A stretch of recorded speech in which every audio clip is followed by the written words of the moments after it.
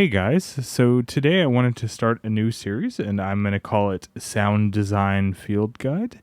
And in the first episode, what I'm going to do is I'm going to go over some ambient pads and textures, or specifically one style that I really like to do, which are noisy pads. And so I have a Hydrasynth here. You can use practically any synth for this that has some kind of capability of FMing, linear FM. Combining noise, linear FM to an oscillator. You'll see what I mean later. So, I don't know off the top of my head of everything that can do it, but I do know that there's some soft synths that can do it. If you want to put it in the comments, if you know of soft synths. So this doesn't have to be hardware synths either, but things like the Novation Peak can do this. I believe the Korg Op6 has the ability to FM, well, it's an FM synth, but it can FM synth noise, or it can combine noise with an oscillator through linear FM. And I believe the Argon 8 can do this, but I picked the ASM Hydrasynth here because it has such a nice layout and it's really easy to show. So this series is mainly about ideas and concepts that I use in my music, and it's kind of to share that with everybody that watches my videos. So maybe you'll pick up some ideas, how I do things, how my effects chains work. This is the effects chain that I picked here. It's not the one that you have to use. I'll go through what each effect is doing, and then you can pick comparable effects that are in your budget, for instance, or comparable effects that are like VST plugins if you're in the box kind of music producer. But yeah, so I guess let's get started. I'm going to start an init patch here. So it's an initial patch. And I'm going to be using the scale mode here on the Launchpad. And you just don't worry about that. I just don't want to go in through music theory right now. But make sure that we're going to use some fifths, so if it sounds weird, just pick a scale that works. I'm going to use a pentatonic minor scale here, and it'll work just fine with fifths for the second oscillator. So, let's pick the first oscillator, and I have some notes here. You don't have to pick specifically this. I'm using a wavetable synth. Wavetable synth seems to work the best for this. You want a wavetable synth that also has subtractive synthesis, like standard VA on one of the oscillators, because we're going to be using a sawtooth wave as well. But for the first one, I found this one. I believe it's let's see, it's somewhere in here. Oh, there it is. It's this one. It's Shendam or something like that. I don't know how that's said, but it's the third one, and it sounds absolutely lovely with this. Anyway, if you're picking a wavetable or something, just make sure it's super harsh. That's what we're going for here. All right, and let's shape the envelope while we're here. Let's go ahead. Actually, we're not going to shape the envelope yet. I'm getting ahead of myself, but because then we can hear it immediately. Let's add a little release, but yeah. And on the Hydrasynth envelope 2 is its default routing is to the VCA, so volume basically. All right, so we got that going, and now we're going to pick oscillator 2. We're going to use a sawtooth. We're going to mix it in. I love this interface because it's just so easy. So let's mix oscillator 2 in. And what we want to do is we want to pitch up the second oscillator by a fifth. So that would be 7 semitones. So right around here.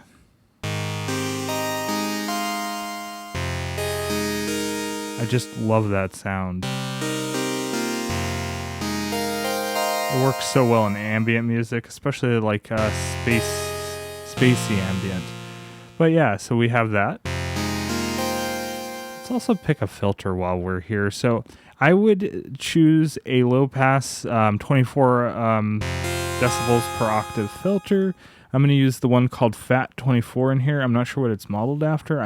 It might be. I don't think it's a Moog filter, but we're going to want to go ahead and get rid of a lot of that harshness later. But not before we add noise, because we need to know how much we need to take off, because the filter is going to take off a lot of noise. So to do linear FM on an oscillator here, you use one of the mutants. I think what we're going to do first, though, is I want to make this fatter. So if you have some kind of detuning capability, that's what I would do. So for mutant 1, I'm going to go over here and use wave stack, which is like a...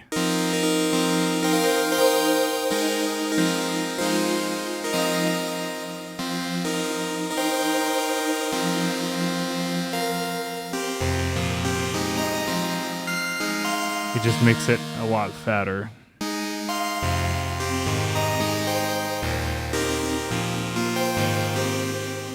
We want to do that with the second oscillator too. So yeah, some synths call this like a hyper saw or something if you're using a saw tooth, obviously.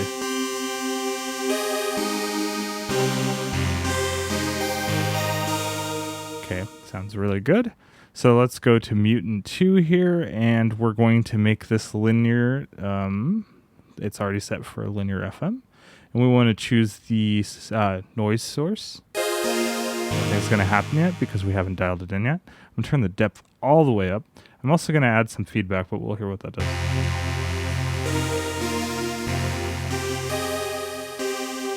So you can start hearing some noise in there. If I go 100%, you can hear the noise modulating with the other oscillator.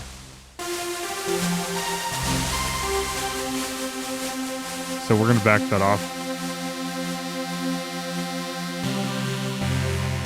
I'm also going to turn up some feedback, but we're going to make the noise actually different. Sorry, let's turn this to 100%, and we'll go to the noise, and we're going to make the noise type different. You don't have to do this. This is just what I found with the Hydrasynth. Sounds good. I'm going to turn it to red. I have it at 100% again so we can really hear it.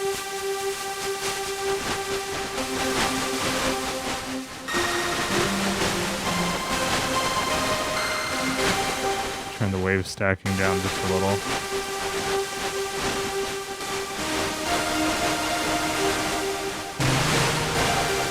Okay, now we'll bring the depth of the FM from the noise source down. I don't know, that sounds about good. I think I had it pretty low when I was messing with this earlier. I prototyped these patches before I share them, but yeah, we'll mess with it. Now we're gonna add some feedback. I like a lot. Around there. Let's hear what the feedback sounds like. But yeah, right around there.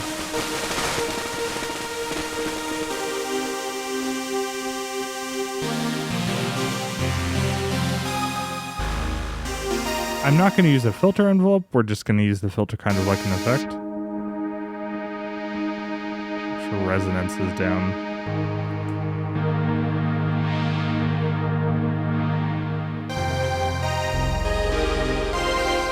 You can hear that noise in there. It's subtle, but that's what the effects section is going to take care of and make sound really cool. All right, let's do the envelope. So to do the envelope, let's go to envelope 2. Let's make a nice long release. Well, not too long. And then let's add some attack.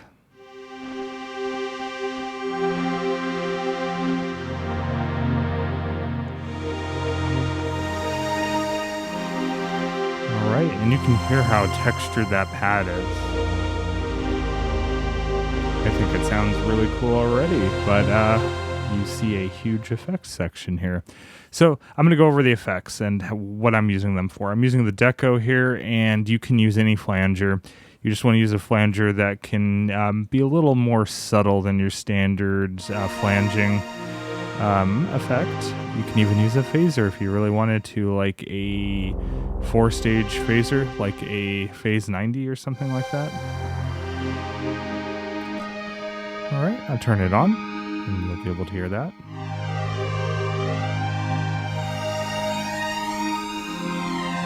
We want a nice low. And what's happening there with the phaser, because of the filtering, or the flanger, because of the filtering, it's going to sound really cool. It's going to add some resonant peaks to that noise.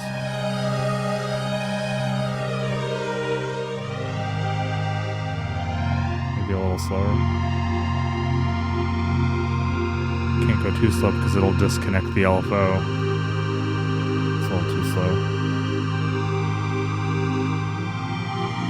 And what's unique about the Deco is if you're looking for a phaser plugin or something, maybe look for something that has a random LFO that can do tape style flanging. It doesn't have to be through zero. I'm not even through zeroing this right now anyway, so.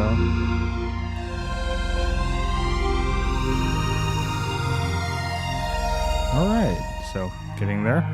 And now I have my lo-fi pedal of choice, which is the Generation Loss Mark II. That was the last video I did. And you can use anything that adds some like audio cassette style modulation. So you could use a Shallow Water from Fairfield, for instance, or there's probably plenty of plugins out there. I did a quick search just to see, and I saw some, I don't remember their names, but there's definitely plugins that do cassette modulation. Just look for pedals that are similar to Generation Loss in a VST form. You might even find some free stuff if you're doing this in the box. Alright, so. That's going to add a bunch of wow and flutter and dropouts. Not add too many. This is going mono into the Deco and mono into the Generation Loss, and then stereo out of the Generation Loss using a TRS cable. And what's happening with that is it's then splitting it out to stereo here in the L cap, which is a tape delay, which we'll have next.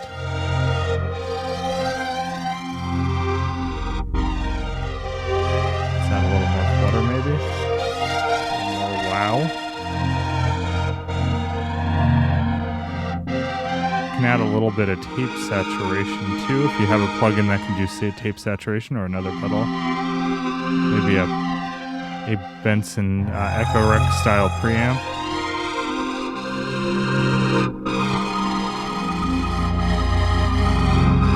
Listen to those textures.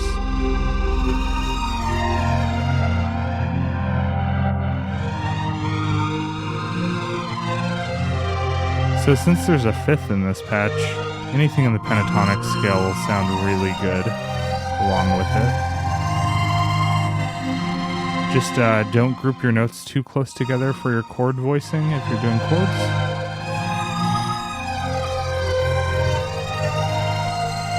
Alright, and now let's add the El Capistan. And we'll have the mix about there. It's a little less than half, but I have this set to a single tape head.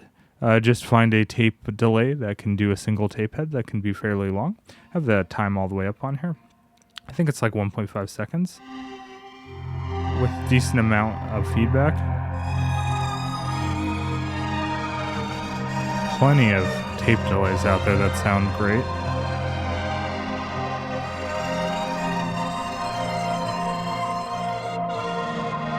You could use something like the NuX tape core, or the new one, the NDD7, which I did a video on.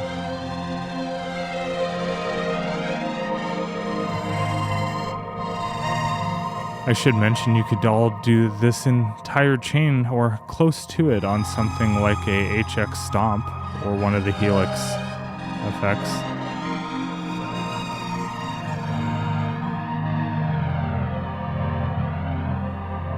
Alright, and now we're going to add the Cloudburst, and for the Cloudburst, if you need to substitute it, you can use practically any large reverb.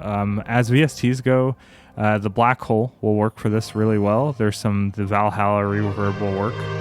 There's even some free reverbs out there that would work, I'm sure. But as pedals go, I would go with the Black Hole from Eventide or something like that. Just a big ambient reverb, or a very big hall based on like a Lexicon 224. So the UA, the Ultimate Audio like Golden will do it just fine. But we want some modulation in there too. This is a very modulated pad, so.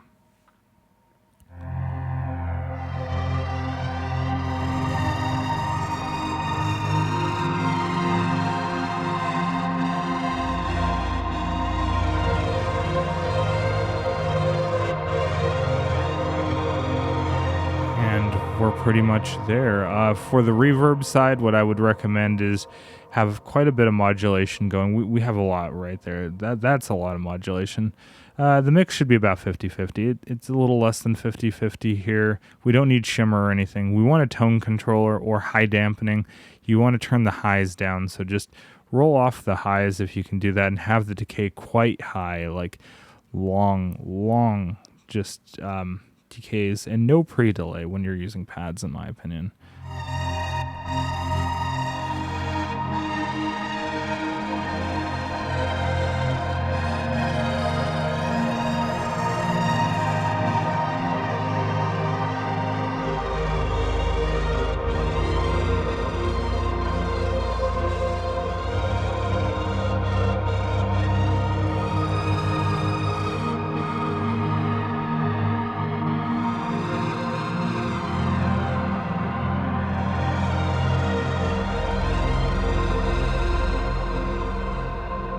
And I think that sounds absolutely stunning. And yeah, so that's just some ideas.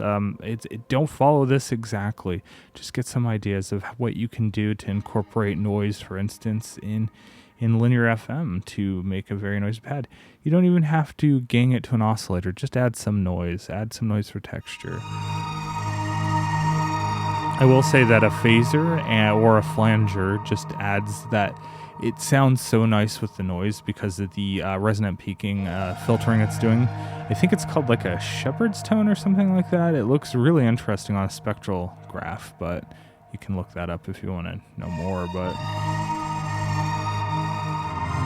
there's a lot of resonant peaks in there, and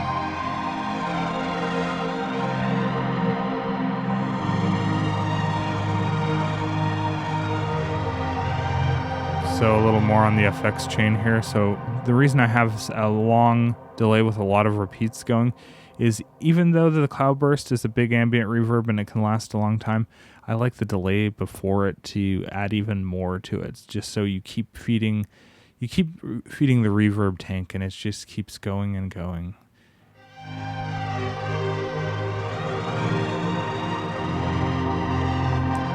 Plus, if you use something like a tape delay, like the El Cap here, it'll impart its own character upon it. You don't even need something like the Generation Loss to add wow and flutter, but you know what? I just like a lot of wow and flutter.